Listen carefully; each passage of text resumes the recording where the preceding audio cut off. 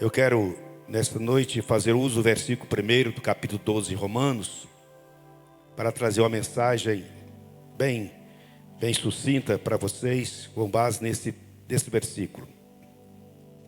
Diz assim, capítulo 12, versículo 1 de Romanos. Vocês conhecem muito esse versículo, né? Sabe de cor e salteado. Diz assim: portanto, irmãos, rogo-lhes pela misericórdias de Deus, que se ofereçam em sacrifício santo, vivo, santo e agradável a Deus. Ponto e vírgula. Este é o culto racional de vocês. Então eu queria falar sobre culto racional nesta noite.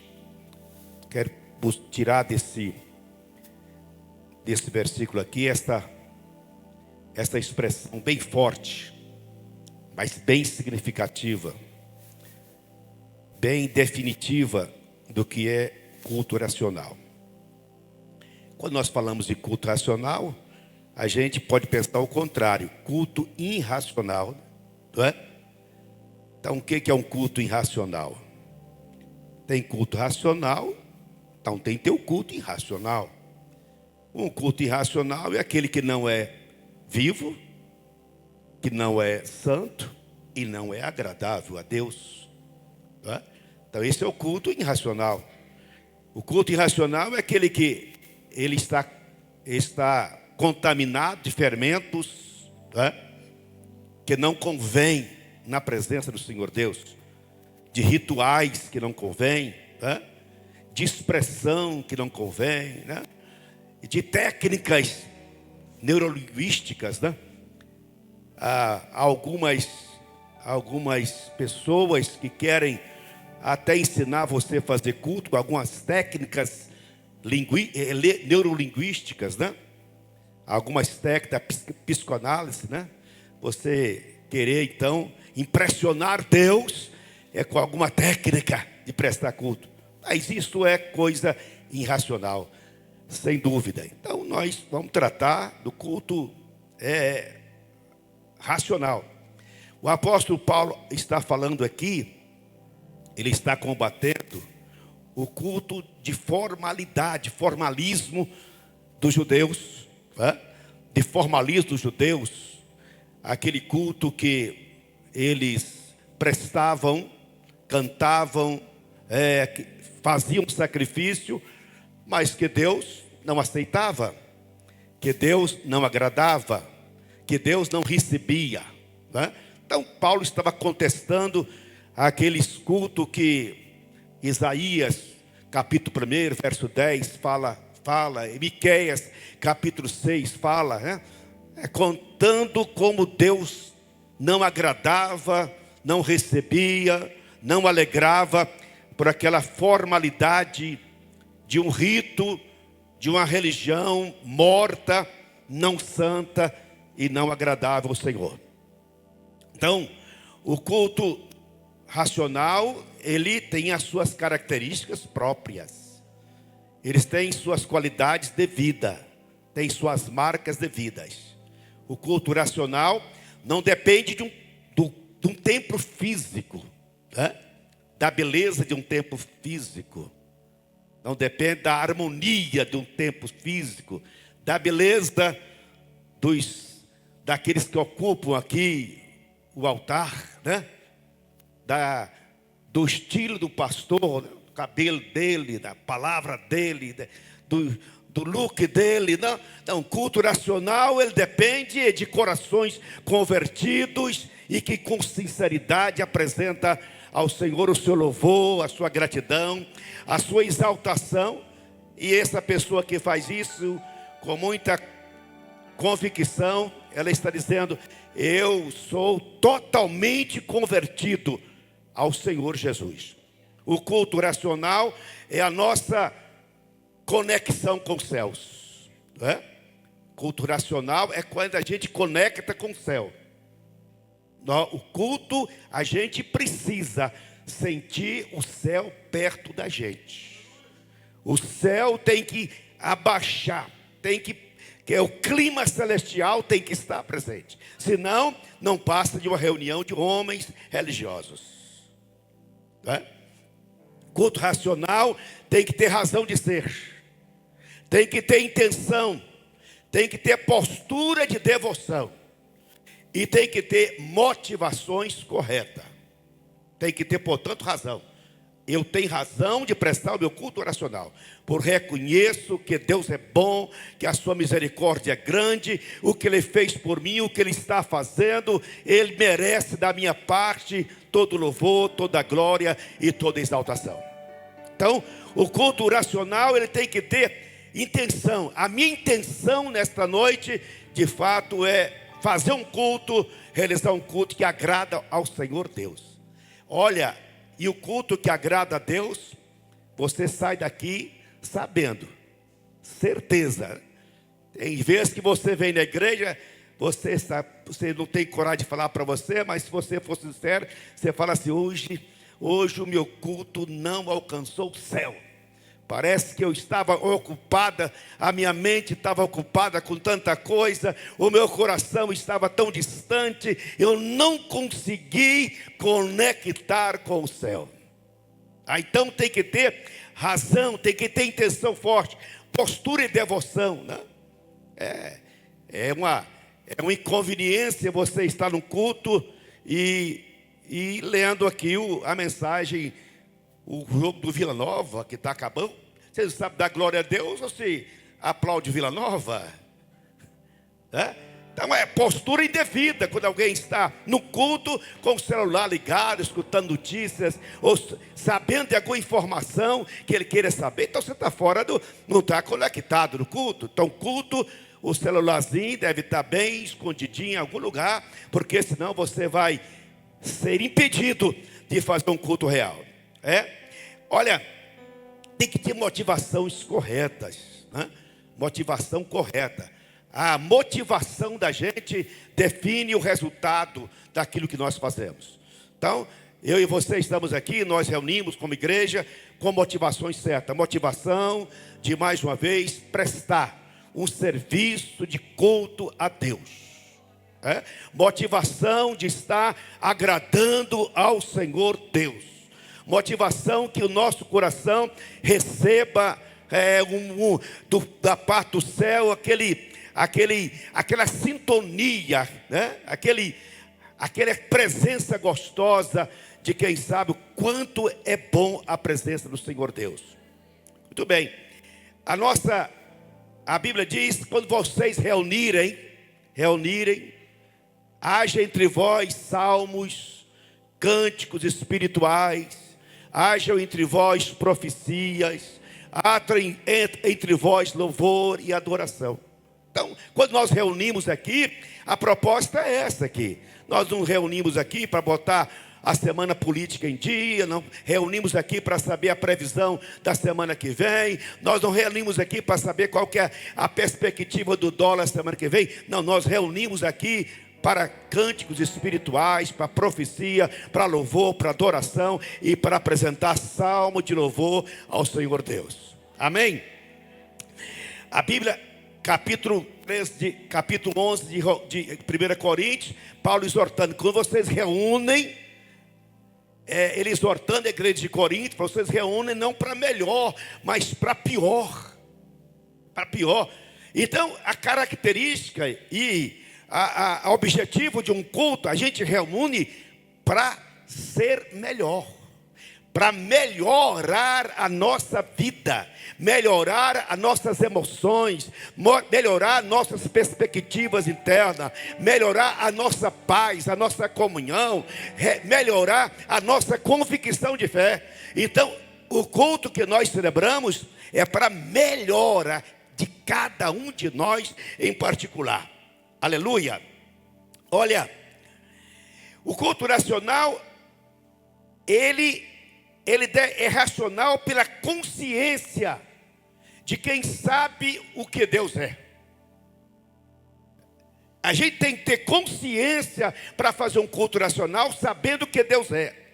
Deus é santo, Deus é eterno, Deus é maravilhoso, Deus é imutável, Deus é fiel, Deus é maravilhoso, Deus é bondoso, Deus é amoroso, Deus é justo. Então a gente tem que celebrar o culto nacional na convicção: eu sei quem o meu Deus é, eu sei o que Ele é. Essa convicção é própria de quem faz o culto nacional. Mas também o culto é racional quando é celebrado por pessoas que sabem quem é ele diante de Deus. Quem é ele diante de Deus? Eu tenho que saber quem eu sou diante de Deus, para ele não ter nenhuma insegurança, nenhuma desconfiança, para ele não ter nenhuma timidez, Quando eu tenho consciência do que eu sou diante de Deus, eu tenho a liberdade de entrar em sua presença, porque eu sou filho de Deus, eu sou servo de Deus, sou súdito do seu reino, eu sou convertido por Jesus Cristo, eu sou lavado no sangue do Cordeiro, eu tenho o Espírito Santo na minha vida, meu nome está escrito no livro da vida, eu sei quem eu sou, por isso eu tenho liberdade de me apresentar a esse Deus que eu conheço quem Ele é. Agora, a nossa consciência, o nosso culto é racional, quando a gente tem liberdade está na presença de Deus, com uma consciência confiante e sem qualquer culpa, Irmãos, eu quando entro para o culto na presença do Senhor Deus, eu tenho que ter convicção e certeza de que eu tenho liberdade com Deus. Meu irmão, a coisa mais preciosa na comunhão do Filho de Deus é a comunhão, é a liberdade que ele tem com o Pai.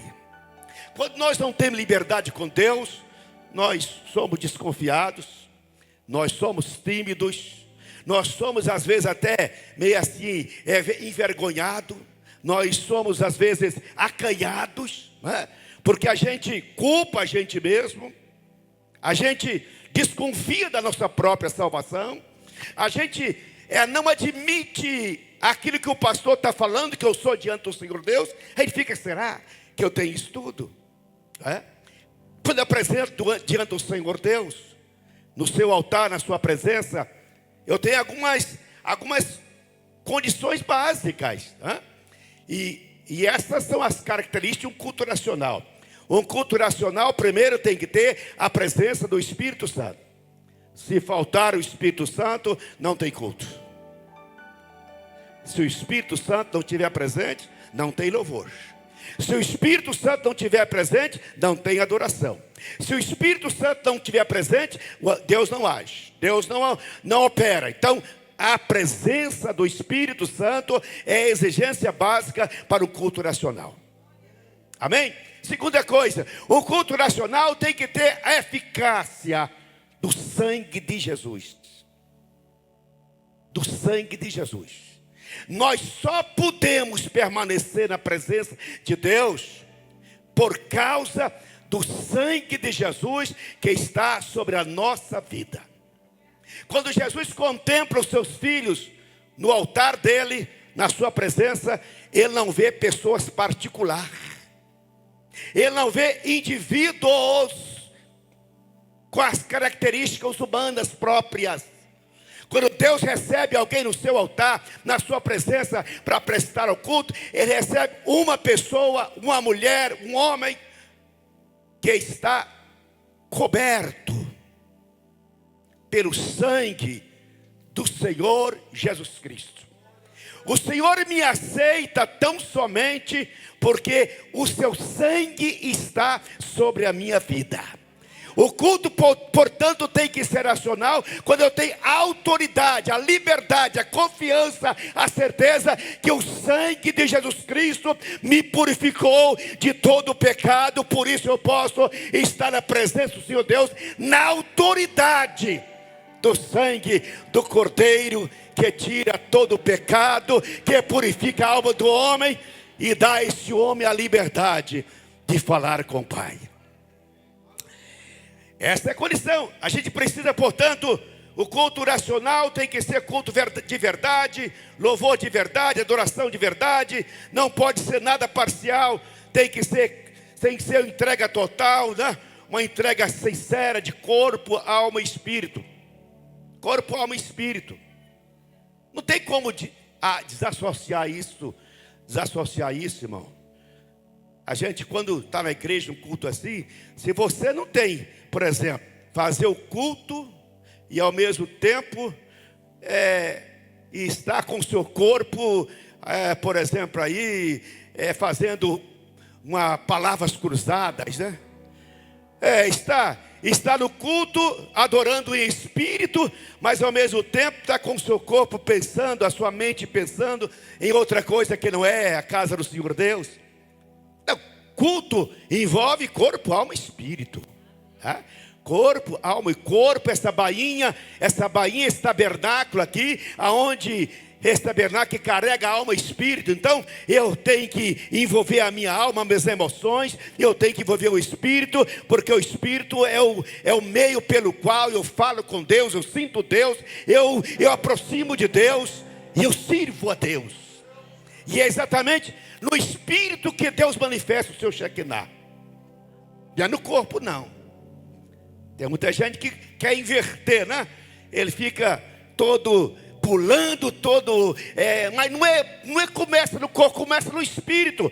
Quando nós prestamos um culto verdadeiro a Deus, que Deus opera e o nosso espírito sente a presença dEle, a glória dEle, a minha alma se alegra e o meu corpo manifesta uma postura de quem está diante daquele que é todo poderoso, daquele que merece reverência, daquele que merece toda a atenção devida. Aleluia. Agora, a gente precisa saber o seguinte. Portanto, irmãos, rogo-lhes que, pela misericórdia de Deus, que ofereça esse sacrifício vivo, santo e agradável. O nosso culto é sacrifício de louvor. O nosso culto é sacrifício de adoração. O nosso culto é altar de adoração, altar de sacrifício, né? O seu altar de adoração, você pessoalmente aí. Mas preste bem atenção uma coisa. O culto tem que ser vivo, tem que ser santo e tem que ser agradável. São marcas, são qualificações de um culto verdadeiro. Por que um culto vivo? Sacrifício vivo. Porque sacrifício, o único sacrifício que transpõe o altar, preste bem atenção, o único sacrifício realizado que transpõe o altar é o sacrifício de Jesus na cruz do Calvário. Os sacrifícios de antigamente, a oferta morria no altar. A oferta era extirpada no altar, terminava no altar. Mas o nosso sacrifício é vivo, porque a oferta de sacrifício de Jesus transpôs o altar, porque Jesus ressuscitou. Ele fala bem claro: eis que o Cordeiro de Deus, que foi morto, vive para todo sempre. Amém. Eis que a oferta de Deus foi morto no altar, morreu, mas ressuscitou. E só Ele ressuscitou. Por isso meu culto é vivo.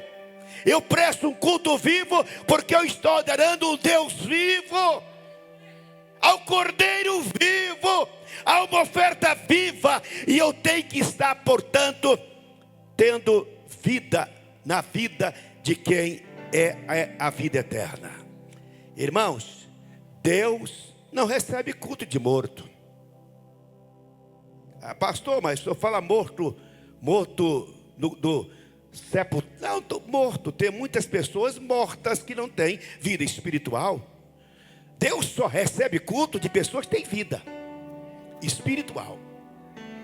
Vida espiritual. Aí você tem que fazer por você uma reflexão pessoal e responsável. para ser: Senhor, eu tenho ou não tenho vida espiritual efetiva? Porque se sua vida religiosa que você pensa que tem, não basta, irmão. Uma vida de práticas rituais, de às vezes alguns sacrifícios pessoais, não resolve. Eu tenho que ter absoluta certeza: eu tenho vida. É vida com Deus. Eu sinto Deus dentro do meu coração.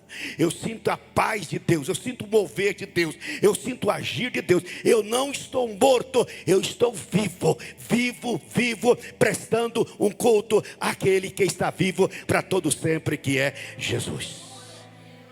Aleluia. Aí, irmão, a coisa importante, a coisa que é necessária para o culto como esse, a gente renovar a vida espiritual com Deus, tá? Renovar. Aí a gente tem que ter consciência que a nosso culto só tem validade quando a gente está com essa vida espiritual renovada. Por isso é vivo. O culto é santo. O culto é santo porque Deus só recebe culto de santo. Deus não recebe culto de ímpio, não, irmão. Deus não recebe culto de homem pecador, não. Deus não recebe culto de pessoas religiosas por acaso, não. Deus recebe culto de santo. É santo falando com santo. Aí você tem que ter a consciência, tem que ter a perspicácia espiritual, tem que ter a nitidez espiritual de que você é uma pessoa santa diante dos olhos do Senhor Deus. Por que eu sou santo e você é santa? Por quê? Porque eu sou crente? Porque eu sou evangélico? Porque eu tenho a Bíblia na mão? Não. Eu sou santo e você é santo. Sabe por quê? Porque o sangue de Jesus me purificou, me santificou e me justificou para eu ter autoridade de santo diante daquele que é santo eternamente. Ah, irmão, quando eu tenho essa liberdade, esse status é real na minha vida, né? Aí eu chego para Deus com liberdade: santo, santo, santo é o Senhor. Aqui está falando o teu servo que foi convertido, que foi lavado, que foi redimido, que foi justificado, que foi santificado, que foi purificado no sangue do Cordeiro. Portanto, eu tenho a mesma status, eu tenho a mesma envergadura dos santos que te adoram lá na glória celestial. Aleluia. Então o culto é vivo, santo, e tem que ser agradável. Agradável. Aceito, né? O culto tem que ser aceito por Deus. Direito de Deus. A Bíblia diz que o culto verdadeiro é como fumaça perfumada, que chega até as narinas de Deus. Ele se agrada do perfume que exala daquele altar. Então a pergunta que se faz é a seguinte: você, como altar do culto que você presta, você está exalando uma fumaça agradável ao coração de Deus, aos olhos de Deus? Ou você está exalando uma fumaça em que Deus não suporta, não aceita, não convém, não admite? Então você tem que ter consciência de que eu preciso prestar um culto que seja agradável. Deus precisa aceitar meu culto. A gente vai, às vezes, vai orar. Quando você começar o seu culto da igreja, você fala bem: Senhor, aceita o meu sacrifício de culto hoje, Senhor. Aceita a minha oferta de louvor hoje, Senhor. Aceita o meu gesto, a minha postura, Senhor, diante do Senhor nessa noite. Eu quero prestar a Ti um culto que o Senhor agrade. Mas tem umas pessoas da igreja, Eu acho assim, como eles prestam culto, eu acho que nem anjo fica perto. Até o anjo vai embora. Sabe? É aquele culto pior do que formalismo. Aquele culto frio, vazio, de quem nada falando com nada, de quem não está sentindo nada, de quem não está entendendo nada, de quem não está participando de nada. Você acha que Deus não está vendo? Você acha que Deus não está te olhando? Não está te avaliando? Será que Deus não está com os olhos em você, te perguntando: mas eu mereço um tipo de culto desse? Eu mereço um tipo de louvor desse? Eu mereço um tipo de altar desse? Então a gente tem que compreender que a gente tem que prestar esse culto agradável ao Senhor, porque isso aí é fundamental. É fundamental. Deus tem que agradar de nós, irmãos, quando nós ofertamos nosso sacrifício a Ele de culto. Agora tem uma coisa: se Deus agradar da gente, sai de perto. Sai de perto, vai ter glória. Se Deus agradar da gente, o céu vai descer. Se Deus agradar da gente, o Espírito Santo vai mover. Se Deus agradar a gente, vai ter clima celestial. Se Deus agradar a gente, vai ter cura, vai ter libertação, vai ter salvação, vai ter milagre. Se Deus agradar da gente, Ele vai agir poderosamente em nosso meio. Aleluia! Glória a Deus, glória a Deus, glória a Deus. Aí, meu irmão, culto santo não pode ser nada profano, nada sem mancha, nada impuro. Tem que ser santo da intenção, santo da proposta, santo da forma, nos efeitos e santo da motivação. Santo da motivação, sabe? Aleluia. Sabe aqueles cultos que a gente participa e a gente fica com sono? Aí você sonha na hora do culto. Você sonha na hora do culto. Você acorda do sonho. Está os irmãos orando pelos enfermos. Fala: o que está acontecendo? O que aconteceu comigo? Não é? Eu quero falar para você o seguinte: tem um espírito de demônio, espírito do sono no templo. Gente, tem gente que não está dormindo em casa, rapaz. Não consegue dormir. Chega na igreja e dorme. Ok, peraí. Então eu vou trazer você para a igreja. Se tomar Rivotril mais, se tomar mais remédio, vem para a igreja. Você vai dormir aqui 24 horas tranquilo. Não é não? Mas chega na igreja e dorme. Irmão, quando você chega no culto, Senhor, tira de mim todo espírito de sono, de sonolência, porque eu quero ter vida na tua presença, cultuando, louvando o teu nome. Aleluia, graças a Deus, aleluia. Olha, meus irmãos, aleluia. Culto racional tem que ser a pessoa ter consciente que é crente salva. Tá certo? Ceia, irmãos, ceia. A gente vem para a ceia repetindo aí um calendário mês a mês. Sabe por que é a ceia? Eu venho para a ceia para mais uma vez confirmar que eu continuo salvo. Está entendendo? Eu venho para a igreja para reafirmar que eu estou salvo. Algumas pessoas, às vezes até uma autoridade eclesiástica, alguém chega para entrevistar, fala assim: você acredita que o senhor está salvo? Aí ele fala: não, eu estou trabalhando, eu estou tentando, eu estou pelejando para eu me salvar. Se você trabalhar para ser salvo, você tentar ser salvo, se você pelejar para ser salvo, você não vai ser salvo. Eu sou salvo, sabe por quê? Eu sou salvo porque a graça do Senhor Jesus me salvou. Agora, a graça me salvou fazendo em mim o que eu não merecia que ele fizesse, ele fez. Agora eu preciso fortalecer na minha vida a convicção de que eu estou salvo.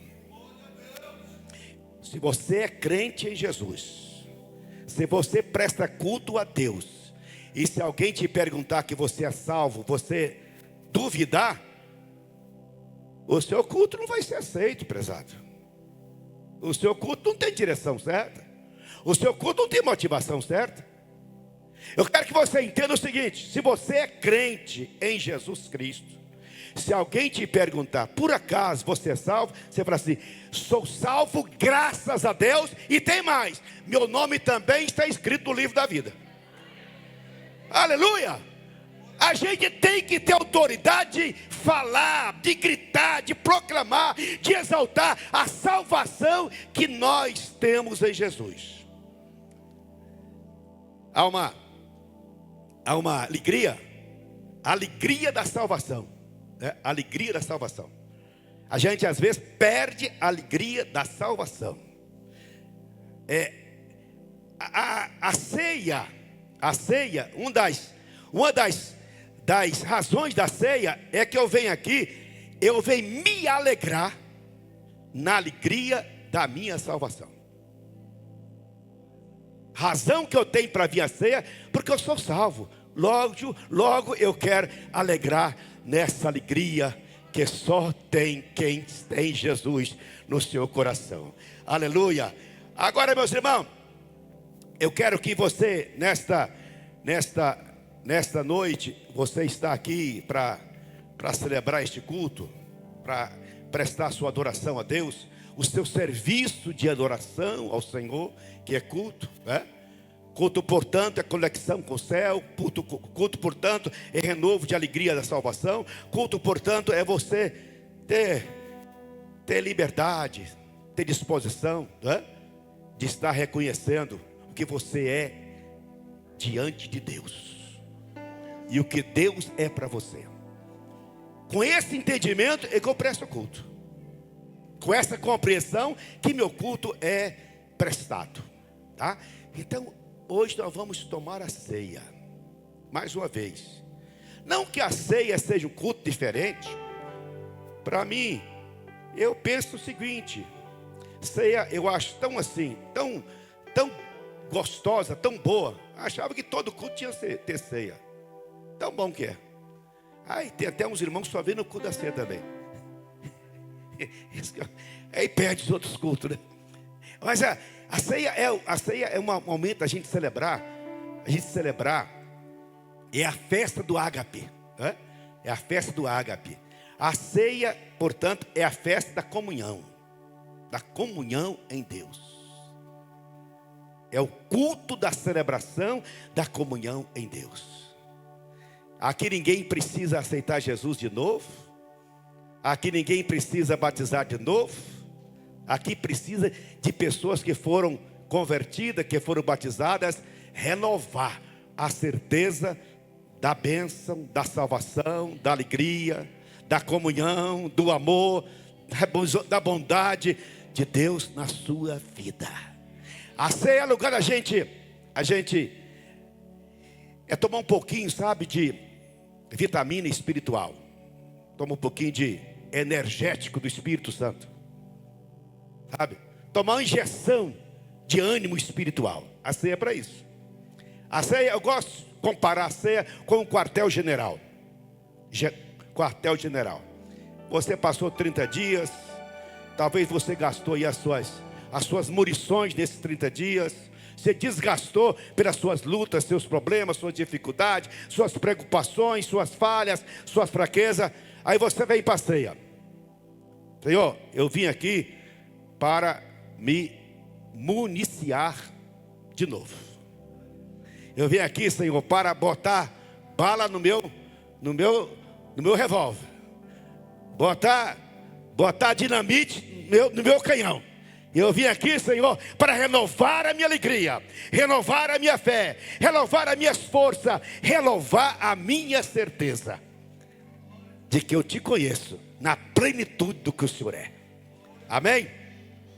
Eu quero convidar você para ficar de pé nesta hora, para a gente começar a preparar para o culto da ceia. Culto, o momento da ceia. Glória a Jesus. Nós temos aqui o livro de Hebreus. Livro de Hebreus, a gente tem algumas informações fortes para a gente. Aí Hebreus 10, versículo 19 fala assim: portanto, irmãos, temos plena confiança para entrar no lugar santíssimo, pelo sangue de Jesus, por um novo e vivo caminho que Ele nos abriu por meio do véu, isto é, do seu corpo.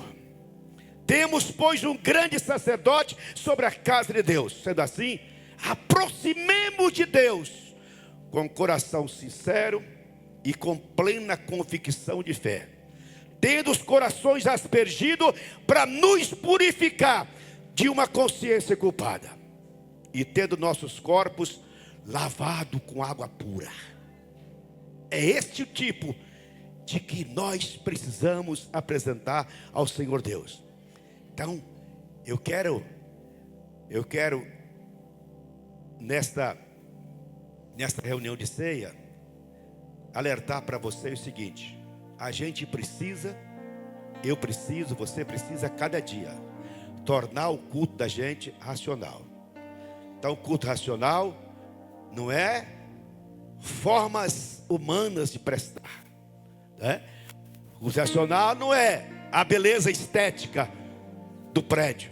Culto racional é homens e mulheres lavados, redimidos no sangue do Cordeiro. Todas as vezes que eu estou na igreja, eu preciso conscientizar, eu preciso prestar um culto de qualidade. Não perca seu tempo na igreja prestando culto de meia boca, de meia tigela, tá? Não venha prestar um culto aqui, um culto que não espelha, que não apresenta, que não glorifica, que não manifesta, que não reflita o que Deus é. Deus é o que Jesus fez. O seu culto tem que espelhar o que você sabe, o que Deus é e o que Jesus fez para a sua vida. Amém? Aleluia.